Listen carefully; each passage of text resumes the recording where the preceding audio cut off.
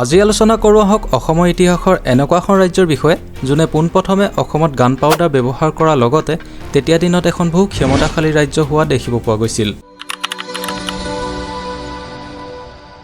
আহোমসকল অসমলৈ অহাৰ আগত অসমৰ আটাইতকৈ শক্তিশালী ৰাজ্য আছিল চুতীয়া ৰাজ্য। এই ৰাজ্যৰ প্ৰতিষ্ঠাপক আছিল বীৰপাল। 1187 চনত চুতীয়াসকলে বিভিন্ন সৰু সৰু ৰাজ্য বা বৃহৎ গাঁও গঠন কৰি বাস কৰিছিল। তাৰ ভিতৰতে স্বৰ্ণগিৰি নামৰ ৰাজ্যখনত বীৰপাল নামৰ এজন লোক ৰজা হৈ আছিল। ইয়াৰ পাছতে বীৰপালে চুবুৰীয়া চুতীয়া লোকসকলক পৰাস্ত কৰি তেওঁ শদিয়াক চুতীয়া ৰাজ্যৰ ৰাজধানী পাতিছিল। বৰ্তমান অসমৰ লখিমপুৰ, ডিব্ৰুগড়, ধেমাজি, বিশ্বনাথ, তিনিচুকীয়া আৰু অৰুণাচলৰ লোহিত দিবাংলৈকে চুতীয়া ৰাজ্যৰ সীমা বিয়পি আছিল। উল্লেখযোগ্য কথা যে এসময়ত ইয়াৰ সীমা কামৰূপৰ কমতাপুৰলৈকে বিয়পি পৰিছিল। তেতিয়া দিনতে গান পাউডাৰ বিষয়ে জ্ঞান থকা চুতীয়াসকলৰ উন্নতি আৰু বিকাশৰ কথা আজি আমি বহু কম জনাৰ কাৰণ হৈছে তেওঁলোকৰ মাজত তেতিয়া বুৰঞ্জী লিখা প্ৰথা নাছিল, যাৰ বাবে আজি আমি তেওঁলোকৰ ৰজাসমূহৰ বিষয়ে বহু কম জানিবলৈ পাওঁ। বুৰঞ্জী মতে আহোমসকলে গান পাউডাৰ বিষয়ে চুতীয়াসকলৰ পৰাই জানিব পাৰিছিল। আহোমসকলে 1512 চনৰ পৰাই চুতীয়া ৰাজ্যৰ ওপৰত আক্ৰমণ কৰে আৰু অৱশেষত 1526 চনত আহোম ৰজাই কৰা আক্ৰমণত চুতীয়াৰ শেষজন ৰজা নীতিপালৰ মৃত্যু হয়। নীতিপালৰ মৃত্যুৰ পাছত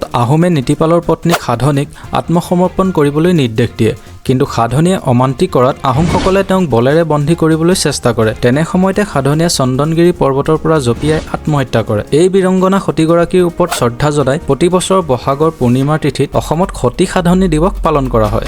আজিৰ এই ভিডিঅ'টো ইমানলৈকে আছিল। যদি ভিডিঅ'টো চাই ভাল পালে তেন্তে শ্বেয়াৰ এটা কৰি দিব, লগতে আমাৰ চেনেলটো ছাবস্ক্ৰাইব কৰি দিবলৈ নাপাহৰিব। আজিলৈ আহিছোঁ। জয় আই অসম।